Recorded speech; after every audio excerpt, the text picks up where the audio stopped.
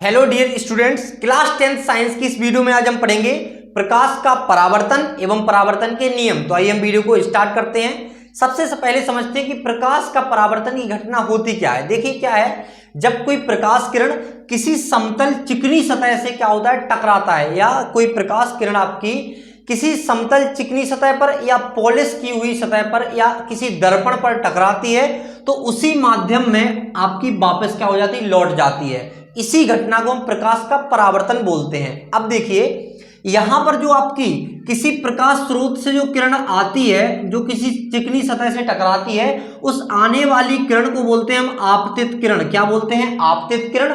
और किसी समतल या चिकनी सतह से टकराकर जो वापस उसी माध्यम में जो प्रकाश किरण लौटती है, उसको बोलते हैं हम परावर्तित किरण। क्या बोलते हैं? परावर्तित किरण। तो याद रखना, प्रकाश स्रोत से आने वाली किरण बोलते हैं हम आपतित किरण, और चिकनी सतह से टकराकर वापस उसी माध्यम में लौटने वाली किरण को बोलते हैं परावर्तित किरण। और इस पूरी घटना को क्या बोलते हैं? प्रकाश का परावर्तन। मतलब अगर कोई प्रकाश किरण किसी चिकनी सतह से टकराती है और अपने उस माध्यम में वापस लौट जाती है, तो इसी को बोलते हैं प्रकाश का परावर्तन। ठीक है ना।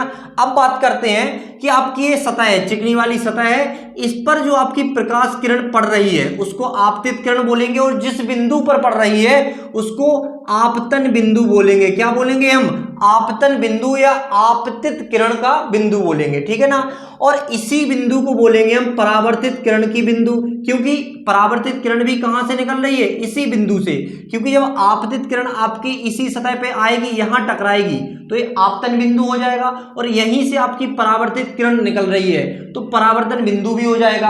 और देखो, इन दोनों किरणों के बीच में एक अभिलंब ले लेते हैं हम, जो इस वाली सतह से आपका 90 डिग्री का कोण बनाता है अभिलंब। देखो, अगर आपकी चिकनी सतह ए है, ठीक है ना, तो अभिलंब आपका हमेशा सतह से 90 डिग्री का कोण बनाएगा इस साइड, और 90 डिग्री का इस साइड। ठीक है ना।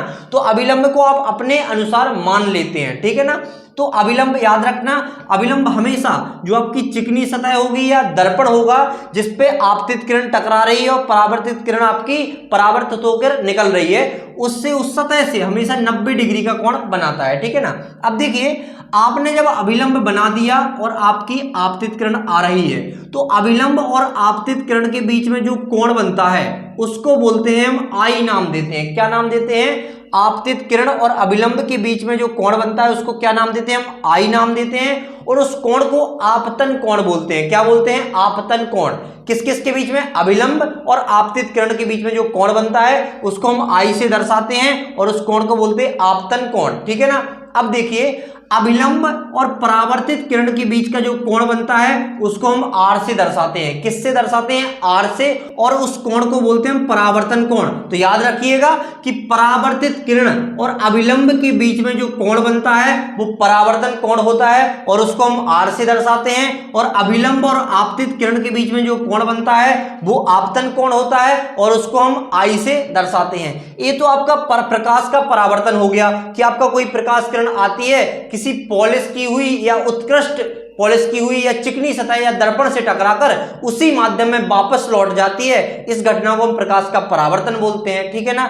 अब देखते हैं परावर्तन के नियम। देखिए, परावर्तन के दो नियम होते हैं। पहला नियम क्या है? आपतन कोण परावर्तन कोण के बराबर होता है। देखिए, आपतन कोण आपका कौन सा बन रहा था? जो अभिलंब और आपतित किरण के बीच में कोण बन रहा था आई, उसको आपतन कोण बोलते हैं। और परावर्तित किरण और अभिलंब के बीच में जो कोण बन रहा था उसको आर हमने क्या नाम दिया था? परावर्तन कोण।